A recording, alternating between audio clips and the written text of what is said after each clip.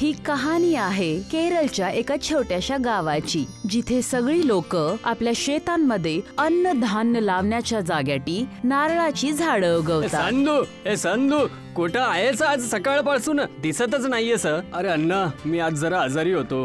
काय झालं तुझ्या तब्येतीला? काल रात्री पावसामध्ये भिजलो होतो, ओल्या कपड्यातच झोपलो होतो आणि सकाळी उठलो होतो, बघितलं पूर्ण शरीर तापून गेलेलं होतं. अरे तब्येतीची खास काळजी घेत जा आणि पावसामध्ये तर बिलकुल काळजी घेत जा. अरे अण्णा, तुम्हाला तर माहितीच आहे आपल्या गावामध्ये कसा पाऊस पडतो. 2 मिनिटांमध्ये ऊन पडतं आणि काहीच वेळामध्ये आकाशामध्ये ढग येतात आणि पडतो पाऊस. त्याच्यामुळेच मी या सगळ्यांना म्हणत असतो की कितीही ऊन असलं तरी घरातून निघताना छत्री सोबतच ठेवत जा जी. काय माहिती ढग कधी मेहरबान होतील, कोणाला माहिती थोडी असते जी. अजून सांगा, काय केलं तुम्ही आज दिवसभर? शेतामध्ये नारळाचे झाड लावायला गेलो होतो. आणि तू काय करत आहेस? नवीन रोपांची पेरणी. उद्यापर्यंत तब्येत ठीक होऊन जाईल, मग उद्यापासूनच काम चालू करेल. ठीक आहे, माझ्याकडे काही रोपं उरलेत, तुझ्या कामामध्ये येतील. सकाळी येऊन घेऊन जा माझ्याकडून. ठीक आहे अण्णा. अण्णा आपल्या घराकडे निघून जातो. जाऊन जरा शेताची तपासणी तरी करतो, किती रोपं लागतील. संधू आपल्या शेताकडे जात असतो, जिथे रस्त्यामध्येच त्याला नारायणी भेटते. आता तब्येत कशी आहे संधू? अण्णा सांगत होते की तुझी तब्येत खराब आहे. हा, आता थोडी ठीक आहे. तू कुठून येत आहेस? बाबांबरोबर मी शेतांमध्ये झाडे लावण्यासाठी गेले होते. मी पण शेताकडेच चाललो आहे. बस जरा अनुमान लावतो की किती रोपं लागतील शेतामध्ये. अच्छा, अरे हा, माझे बाबा म्हटले होते की जेव्हा तुझं स्वतःचं घर बनेल ना, तरच तुझं लग्न माझ्याशी करवतील, नाहीतर बाबा माझ्यासाठी दुसरीकडे स्थळ बघतील. बाबांना म्हणा मी पूर्ण प्रयत्न करत आहे आणि या वर्षीच्या शेवटपर्यंत मी स्वतःचं एक घर बनवेलच. काही नवीन स्थळ शोधायची गरज नाहीये. एवढं बोलून संधू आपल्या शेतांकडे निघून जातो आणि नारायणी आपल्या घराकडे निघून जाते. नारायणीचं बोलणं ऐकून आता संधू थोडं अस्वस्थ होतो. त्याला आता लवकरच आपलं पक्क घर बनवायचं होतं. या वर्षी सुद्धा जर स्वतःचं नवीन घर बनवलं नाही ना, तर नारायणी सोबत लग्न नाही होऊ शकणार. या वर्षी तर खूप मेहनत करून खूप सगळे नारळ उगवावे लागतील. संधू शेतामध्ये जातो आणि नाप घेऊन येतो की तो केवढ्या अंतरेवर झाडांची रोपाई करणार आहे. घरी येऊन तो जेवण बनवतो आणि जेवण जेवून झोपायला जातो. उद्या सकाळी लवकर उठून शेतात जायचंय, त्यामुळे आता लवकर झोपून जातो. संधू दिवा विझवून झोपून जातो. दुसऱ्या दिवशी तो लवकर उठतो आणि झाडे घेण्यासाठी अण्णाच्या घरी निघून जातो. अण्णा, हो अण्णा, मी आलो. नारळांचं रोप द्या. अरे आत ये रे, मी जरा नाश्ता करत आहे. तू पण काही जरा नाश्ता करून घे आणि नंतर घेऊन जा ते रोप. नाही अण्णा, मला उशीर होतोय. अरे ये रे, लाजत का आहेस? तुझंच तर घर आहे. हे घे बाळा, हा नाश्ता त्याला बाहेरच दे, आतमध्ये तर तो येणारच नाही. ठीक आहे बाबा. सरोजनी एका प्लेटमध्ये इडली, वडा आणि चटणी घेऊन बाहेर येते आणि संधूला देते. हे घ्या दादा, नाश्ता करून घ्या. आणि तो नाश्ता करायला लागतो. काही वेळानंतर नाश्ता केल्यानंतर अण्णा पण बाहेर येतात. झाला नाश्ता? चल सोबत, मी तुला नारळाची रोपं देतो. अण्णा संधूला नारळाची झाडे देतो आणि संधू ती झाडे घेऊन आपल्या शेतांमध्ये रोपून देतो. यावेळेस तर चांगली मेहनत करावी लागेल, त्यामुळेच तर आपल्याला एक नवीन घर बनवता येईल. संधू झाडे रोपल्यानंतर त्यांच्या मुळांमध्ये छोटे छोटे गड्ढे करून खाद आणि पाणी त्याच्यामध्ये घालतो, ज्यामुळे ते लवकर मोठे होतील. आता संधू दररोज आपल्या शेतात जातो आणि झाडांना पाणी देतो. नारळाचे झाड तर एकदम चांगले वाढत आहेत. यावेळेस खूप नारळ विकणार आहे. काहीच दिवसामध्ये प्रत्येक झाडावर नारळ लागतात. ट्रकवाला आलाय नारळ विकत घेण्यासाठी. चला लवकर झाडावरून नारळ तोडून घ्यायची. नाही अण्णा, यावेळेस मी ट्रकवाल्याला नारळ नाही विकणार. तो आपल्याकडनं 10 रुपयामध्ये एक नारळ विकत घेतो आणि शहरामध्ये जाऊन बाजारामध्ये एक नारळ 50 रुपयाला विकतो. एका नारळावरती सरळ 40 रुपये नफा. तेच तर, सगळं वर्ष मेहनत करायची आपण आणि नफा कमवायचे हे मधले लोक. आणि तसं पण या वर्षी मला जास्त पैशाची गरज आहे. पक्क घर जे बनवायचं आहे. माझ्या पण मुलीचं लग्न जी, मी तर विचार करत होतो सावकाराकडून कर्ज घ्यायचं, पण नको, आता मी पण शहरात जाऊन नारळ विकतो तर कर्ज घ्यायची गरजच नाही पडणार जी. अण्णा आणि संधू दोघं आपल्या शेतामध्ये उगवलेले नारळ घेऊन जातात आणि बोरीमध्ये भरून त्यांना शहरमध्ये जाऊन विकायला लागतात, ज्यामुळे दोघांना खूप चांगले पैसे भेटतात. पैसे जमा करून संधू आपलं स्वतःचं एक पक्क घर बनवतो आणि अण्णा आपल्या मुलगी सरोजनीचं लग्न करून देतात. आता तर पक्क घर सुद्धा बनवून घेतलं. आता लवकरच नारायणी सोबत लग्नाचं बोलणं करावं लागेल. संधू नारायणीच्या घरी जातो आणि लग्नासाठी तिचा हात मागतो. पक्क घर बनवल्यामुळे आता नारायणीचे बाबा त्या दोघांचं लग्नासाठी मान्य होतात. अरे हा पाऊस एवढा जोरात कस काय व्हायला लागला? संधू बघतो की त्याच्या गावामध्ये खूप जोरदार पाऊस पडायला लागतो आणि बघताच बघता ते पावसाचं पाणी जमा होऊ लागतंय. आता काय करायचं? उद्या तर लग्न आहे आपलं आणि आज एवढ्या जोरदार पावसामुळे पूर्ण गावभर मध्ये पाणी भरलं आहे. पहिले स्वतःचा जीव वाचवण्याच्या बद्दल विचार कर. जवळच एक घर आहे, आपण जर जिवंत राहिलो तर केव्हा पण लग्न करता येईल आपल्याला. जसं जसं पाऊस जोरदार पडत असतो आणि थांबायचं नाव घेत नाही, पूरचं पाणी घरांच्या आत यायला लागतंय आणि घर तुटायला लागतात. लवकर इथून निघून जा बेटा, आपलं घर पण आता वाहून जाईल. मंदिराकडे चल. अण्णा आपल्या मुलीला घेऊन मंदिरमध्ये जातो, जिथे सगळ्या गावच्या लोकांनी शरण घेतली होती. मंदिर तसं तर गावाच्या खालच्या हिस्स्यामध्ये होतं, पण तरीही पूरच्या पावसाचं काहीच असर त्याच्यावर पडत नव्हतं. ये, माझा हात पकड. पाण्याचा बहाव खूप जोरात आहे. संधू आपला जीव धोक्यात घालून नारायणी आणि तिच्या बाबांना घेऊन मंदिरमध्ये जातो. आता सगळे गाववाले पूरचं पाणी कमी होण्याची वाट बघत आहेत. हळूहळू पाणी कमी होतंय, पण गाववाल्यांचं घर पाणी बरोबर तुटून वाहून गेले होते, त्यामुळे सगळेजण बेघर झाले होते. मी खूप मेहनत करून माझं घर बनवलं होतं पक्क, आणि आज ते घर माझ्याच डोळ्यासमोर वाहून गेलं आणि मी काहीच नाही करू शकलो. आमचे सगळ्यांचे घर पुरामध्ये वाहून गेले जी. तू एकटाच बेघर नाही झाला जी. देवाची कृपा आहे की कोणाला जीवाचा धोका नाही झाला जी. खरं बोलले अण्णा, जिवंत आहे तेच काफी आहे. घर तर आपण दुसरं पण बनवू शकतो. तेव्हाच तिथे नारायणी आणि तिचे बाबा येतात. आता तर माझ्याकडे माझं कच्चं घर पण नाही राहिलं, तर मग आता काय? तुम्ही माझं नारायणीसोबत लग्न नाही करवणार? नाही बेटा, तसं काही नाहीये. तू एक मेहनती मुलगा आहेस. तू आज नाही तर उद्या नवीन घर बनवूनच घेशील, आणि मी तर खूप खुश आहे की मला तुझ्यासारखा मेहनती जावई मिळाला आहे, ज्याने एवढ्या संकटाच्या वेळेमध्ये आपली मदत केली. या चला त्याला धन्यवाद करू जी. सगळे गाववाले आता मंदिरच्या अंगणात एकत्रित होतात आणि अय्यप्पा स्वामीची पूजा अर्चना करायला लागतात. हे स्वामी, तुम्ही सगळ्यांना आम्हाला इथं तुमच्या घरामध्ये शरण दिली, त्याचमुळे आम्ही सगळे गाववाले तुमचे आभारी आहे. पण आता इथं किती दिवस अजून राहायचं? हे स्वामी, आम्ही परत मेहनत करून आमचं स्वतःचं घर बनवू शकतो, पण पुरामुळे आमचे शेत सुद्धा वाहून गेले. आता तुम्हीच आम्हाला काहीतरी रास्ता दाखवा. तेव्हा अचानक जोरदार हवा येते आणि मंदिरच्या अंगणात लागलेलं नारळाचं झाड जोरात हलायला सुरू होतंय. त्याच्यामधून एक मोठासा नारळ खाली पडतो आणि त्याचे 2 तुकडे होतात.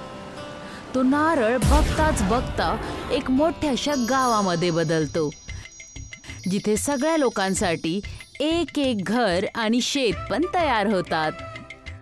स्वामींचं जय असो. मला माहित होतं की स्वामी तुम्ही आमच्यासाठी डोक्यावरती छत जरूर देणार.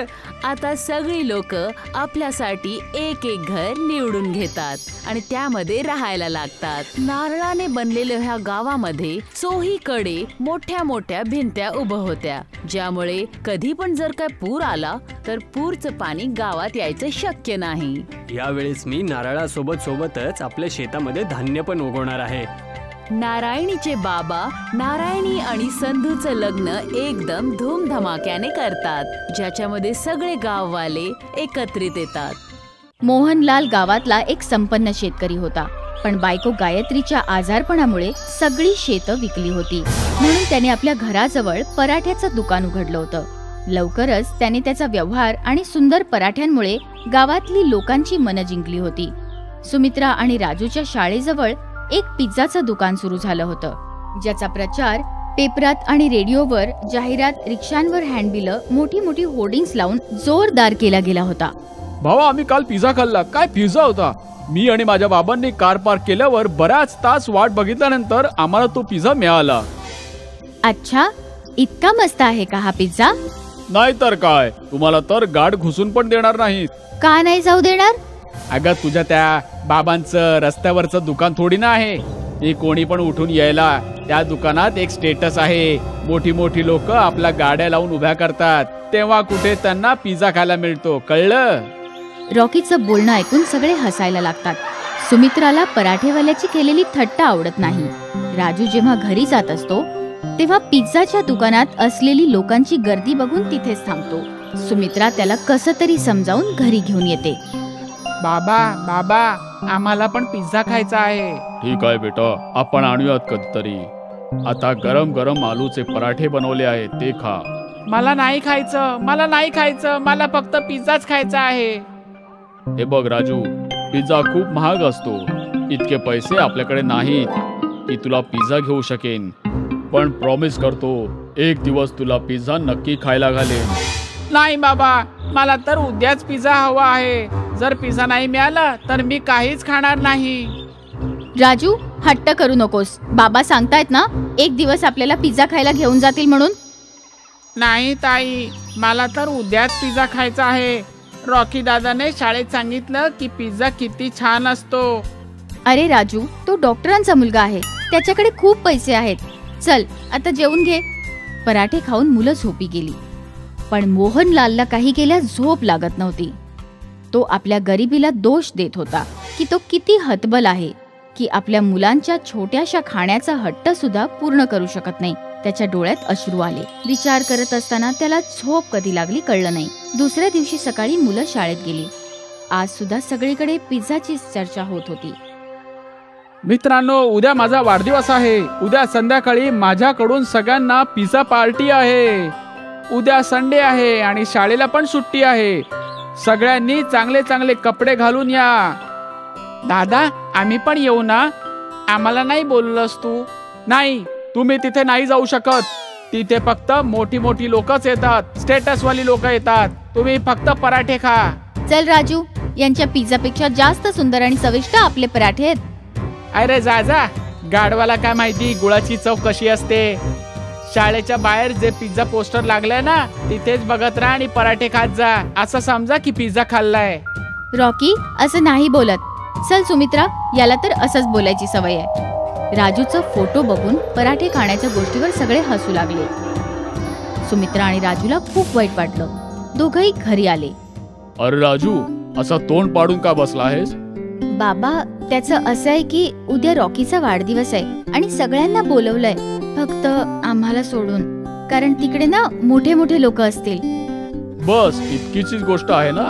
उद्या मी तुमच्यासाठी मस्त आलूचा पराठा बनवेन आणि आपण सगळे पार्टी करूया.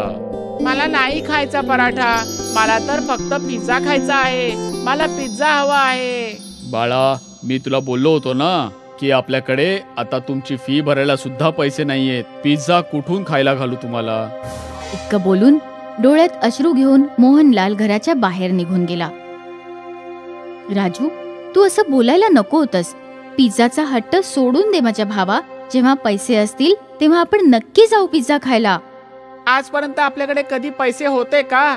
सगळे नवीन कपडे घालतात आणि आपण 2 वर्षांपासून तेच कपडे वापरत आहोत. आपण कधीच पिझ्झा नाही खाऊ शकणार का ताई? असं काही नाहीये माझ्या भावा. आपण पिझ्झा एक दिवस नक्की खाऊयात. त्या रात्री राजूने काहीही खाल्लं नाही. घरी कोणीच काही खाल्लं नाही. सकाळी मोहनलाल उठला आणि बाजारात निघून गेला. परत आल्यावर बघितलं तर राजू अजूनही झोपलेलाच होता. सुमित्राने सांगितल्यावर कळलं राजू अजून पण रागावलेला आहे, जेवलाही नाहीये. उठ बाळा, आज मी तुम्हा लोकांना पराठा पिझ्झा खायला घालतो. चला उठा. बाबा, मी सांगितलं ना, जोवर पिझ्झा मिळणार नाही मी काहीही खाणार नाही.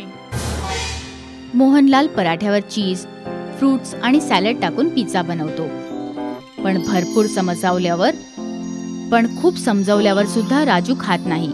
सुमित्रा पण राजूला समजावण्याचा खूप प्रयत्न करते, पण तिलाही यश मिळत नाही.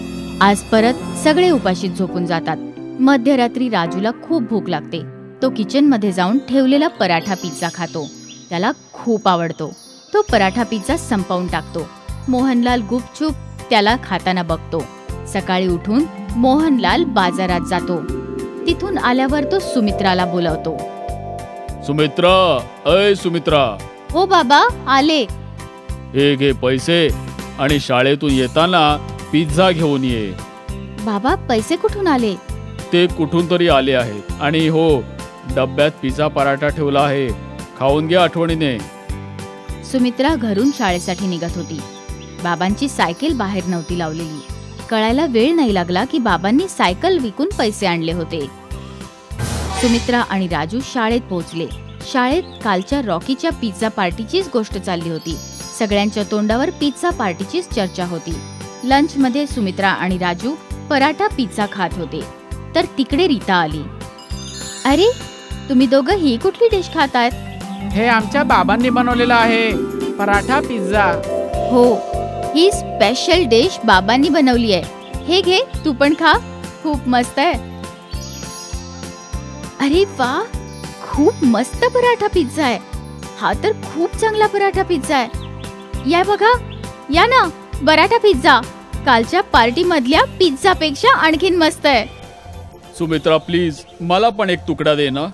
हा, हे घे रॉकी, तू पण खा. वा, खरंच हे किती टेस्टी आहे. पराठा पिझ्झा असं तर मी माझ्या आयुष्यात कधी खाल्लं नव्हतं. लवकरच पूर्ण गावात पराठा पिझ्झा बद्दल सगळ्यांना कळलं. सुमित्राने बाबांना पराठा पिझ्झा बनवायला सल्ला. आता त्यांच्या दुकानात गर्दी वाढू लागली होती. पिझ्झाच्या दुकानात आता ग्राहकांची संख्या कमी होऊ लागली. पिझ्झाचं दुकान बंद करण्याची वेळ आली होती. तेव्हा एक दिवस पिझ्झाच्या दुकानाचे मालक स्वतः मोहनलालकडे आला. मोहनलालजी, तुमच्या पराठा पिझ्झा बद्दल बरंच ऐकलं होतं. आज टेस्ट पण केलं. खरंच खूप मस्त आहे. तुमच्या हातांमध्ये खरोखरच जादू आहे. हो हो, धन्यवाद. आपण दोघांनी एकत्र काम करण्याबद्दल तुम्हाला काय वाटतं? माझ्या दुकानाचा वापर करून घ्या. मी फंडिंग आणि मार्केटिंग बघेन. जो काही प्रॉफिट होईल अर्ध अर्ध वाटून घेऊया. मोहनलालला हे प्रपोजल खूप आवडलं. दोघं मिळून एकत्र काम करायला लागले. पराठा पिझ्झाची टेस्ट आणि उत्तम मार्केटिंग यामुळे त्यांचं बऱ्याच शहरात दुकानं सुरू झाली. आता मोहनलालला सगळे मोहनलाल सेठ म्हणू लागले. ते शहरात मोठ्या बंगल्यात राहायला लागले.